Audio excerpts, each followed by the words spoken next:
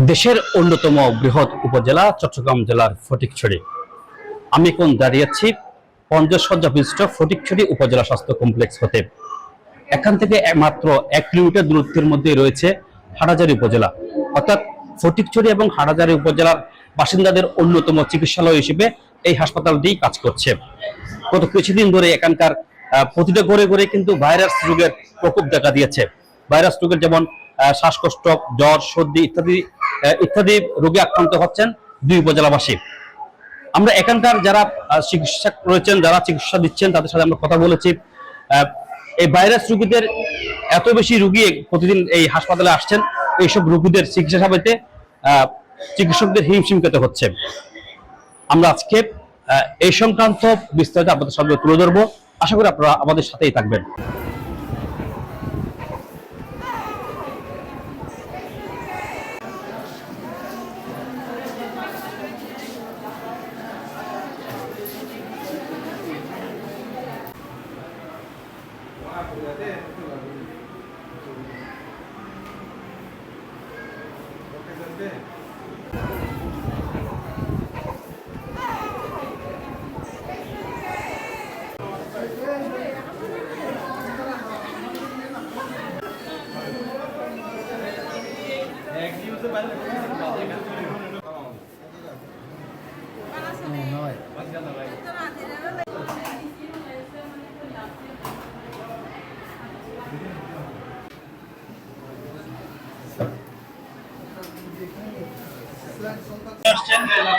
আমি জ্বর, সর্দি, কাশি এবং বুকের ব্যথা আছে, এগুলো নিয়ে অনেকদিন ধরে ভুগতেছি। এখন সবারই এখন দেখতেছি এখানে হাসপাতালে বেশিরভাগ মানুষই এরকম জ্বর, সর্দি, কাশি নিয়ে বেশি রোগী আসতেছে।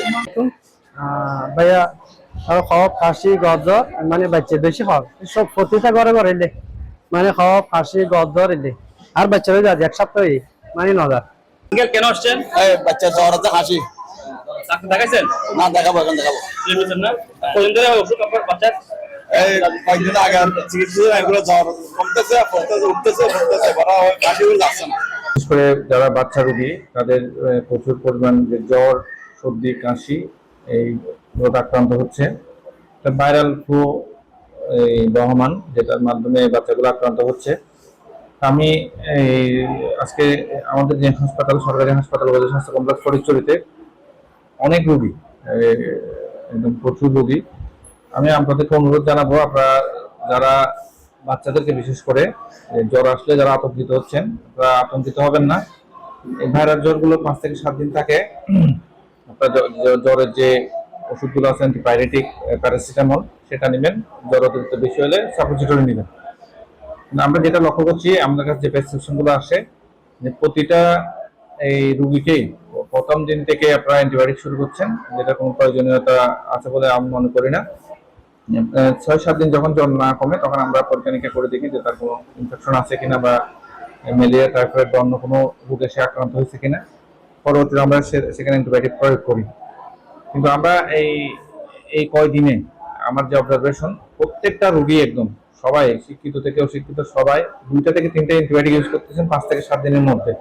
একদিন 2 দিন জ্বর না কমলে চেঞ্জ করে আরেকটা অ্যান্টিবায়োটিক, সেটা কোনোভাবেই গ্রহণযোগ্য না।